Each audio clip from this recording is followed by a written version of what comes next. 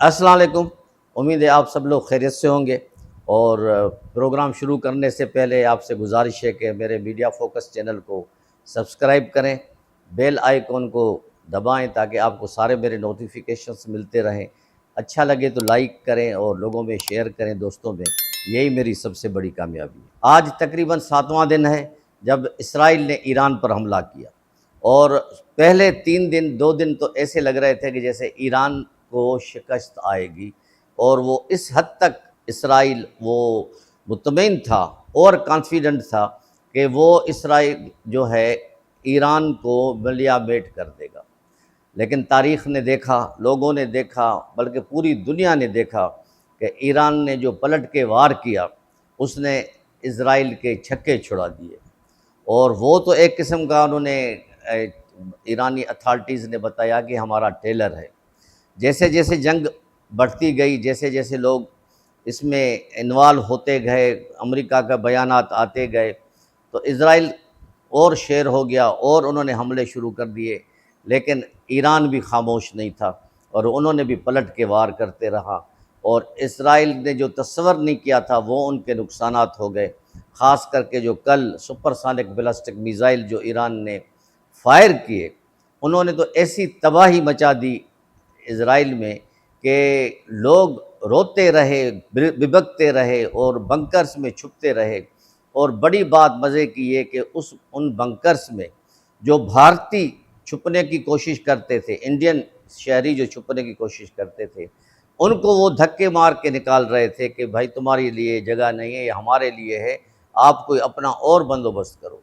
آپ اس سے اندازہ لگائیں کہ اسرائیل کے عوام کی نفسیاتی پوزیشن کیا ہے، نفسیاتی سچویشن کیا ہے، کس کرب سے وہ گزر رہے ہیں۔ اور ان کے یہ میزائل جو اسرائیل پہنچے تل ابیب میں، اس کے جو فوجی ٹھکانے تھے، اور ایک ان کے ہاسپٹل کو بھی نقصان پہنچائے شدید، اور کئی عمارتیں جو سینٹرل تل ابیب میں تھے، یروشلم میں تھے، حنفیہ میں تھے، وہ تباہ اور برباد ہو گئے۔ اور کہتے ہیں کہ جو اسرائیل حملہ کرتا ہے ایک دن پہ، اس کے 28.5 کروڑ ڈالر کا نقصان ہوتا ہے۔ اور ان کے پاس ایک ہوا لگی ہوئی تھی، یعنی یورپ نے، امریکہ نے اور کچھ عرب ملکوں نے ایسا ان کا نقشہ پیش کیا تھا اسرائیل کا کہ جیسے اسرائیل کسی کو بھی تباہ کر سکتا ہے اور اس کو کچھ نہیں ہوگا۔ لیکن شاباش ہے یہ ایران کو، ایرانی فوج کو، جنہوں نے اپنی فرسٹ لائن کی جو فوجی قیادت تھی وہ ان کی شہید ہو گئی، جوہری قیادت شہید ہو گئی، لیکن انہوں نے ہمت نہیں ہاری، اور انہوں نے اس کو پلٹ کے ایسے وار کیے کہ کہتے ہیں کہ اسرائیل کے سوچ میں بھی نہیں تھا کہ اس قسم کے نقصانات ہمارے ہو سکتے ہیں، یا اس قسم کے ذلیل خوار ہم سو سکتے ہیں۔ وہ تو ہو گئے۔ اب صبح کی نشرات میں بھی یہ بات سامنے آئی ہے بہت بڑی، کہ ایک خطرناک حملہ اور ایران نے کر دیا ہے، اور جس سے صبح صبح ہی جو ہے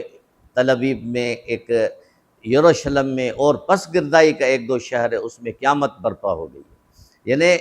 ان لوگوں نے یہ تصور ہی نہیں کیا تھا۔ اسرائیل کے بقول ہم نے 6 دن سے صحیح طرح سے نیند بھی نہیں کی، نہ کوئی کاروبار کیا،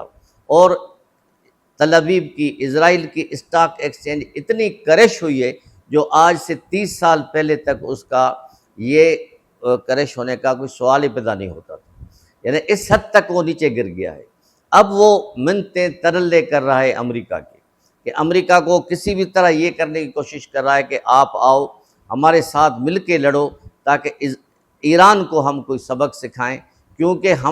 میں نے یہاں پہ سارا کام کر دیا ہے۔ حزب اللہ کو بھی میں نے ختم کر دیا، حماس کو بھی ختم کر دیا، سیریا کی حکومت، میں نے شام کی حکومت کو بھی ختم کر دیا، اور یہ سارا علاقہ ہمارے کنٹرول میں ہے بقول اسرائیل کے۔ اب آپ آ کے ایران کے جو بنکرز، جو ان کا جو جوہری پروگرام چھپا ہوا ہے، وہ صرف آپ کے ایک بڑے بڑے جو طیارے ہیں، B-52 طیارے جو ہیں، وہ اس پہ حملہ کر سکتے ہیں۔ لیکن کہنے والے تو یہ بھی کہہ رہے ہیں کہ کل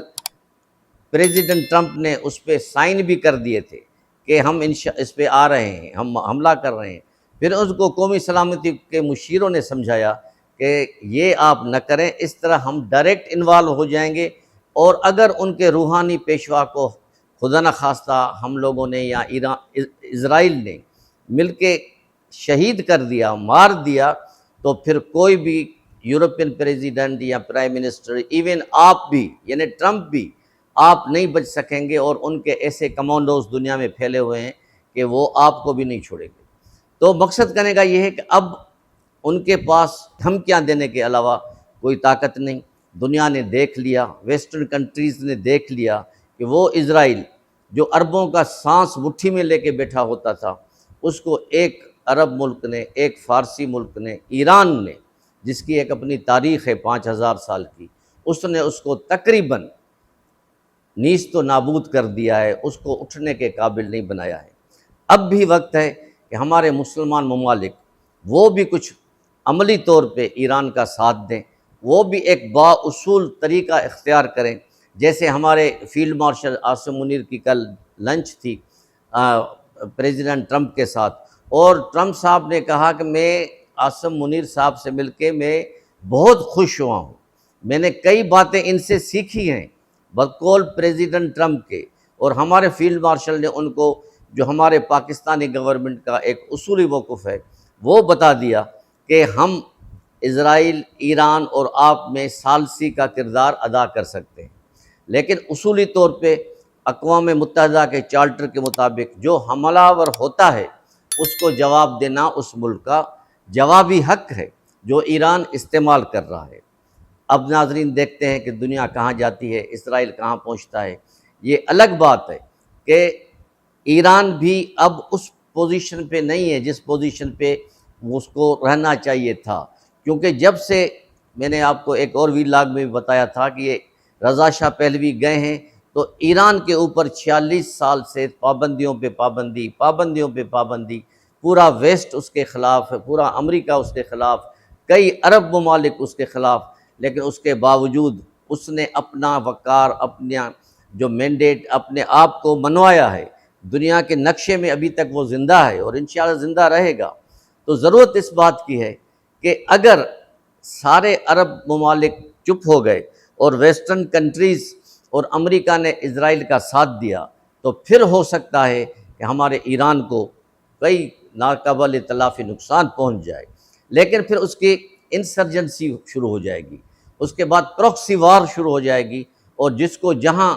ملے گا یعنی پھر دنیا سیکیور نہیں رہے گی۔ اگر روحانی پیشوا ہلاک ہو جاتے ہیں، شہید ہو جاتے ہیں، ایران کا جو روحانی پیشوا ہے اسرائیل کے حملوں میں، تو پھر ہر کوئی اپنی خیر خود منائے، کسی وقت بھی کوئی دھماکہ ہو سکتا ہے، کسی وقت بھی کوئی اٹیک ہو سکتا ہے۔ تو اس بات کو امریکہ بھی سمجھتا ہے۔ اب یہ سب چیزیں اسرائیل کے گلے پڑ گئی ہیں۔ اب جنیوا میں آج مذاکرات شروع ہو گئے ہیں، اس میں ایرانی وزیر خارجہ بھی ہے، جرمنی، فرانس، برطانیہ ان کے وزیر وزراء خارجہ بھی ہیں، امریکہ کا نمائندہ بھی ہے کہ کس طرح اس جنگ کو روکا جائے۔ یعنی ایران نے اتنا مجبور کر دیا ہے ویسٹرن بلاک کو، اسرائیل کو، کہ وہ اب خود جنگ کے لیے بات کر رہے ہیں، اس کے ساتھ ساتھ وہ دھمکیاں بھی دے رہے ہیں کہ یہ دھمکیاں لوگ سمجھتے ہیں کہ اس کے اثرات کیا ہوں گے۔ میں ویسے ہی عرض کرتا رہتا ہوں کہ جنگ کسی مسئلے کا حل نہیں ہے، یہی ایک اچھا مذاکرات کا ٹائم ہے جو جنیوا میں آج ہو رہے ہیں، یہی ٹیبل ٹاک کرنی چاہیے، سفارتی نمائندے ساتھ بیٹھنے چاہیے، ان کو ایسی پالیسی اختیار کرنی چاہیے تاکہ اسرائیل کا بھی فیس سیونگ ہو، اور ایران جو ہے جس کا اتنا بڑا نقصان ہوا ہے اس کے باوجود بھی وہ اپنی زندگی آرام سے گزار سکے۔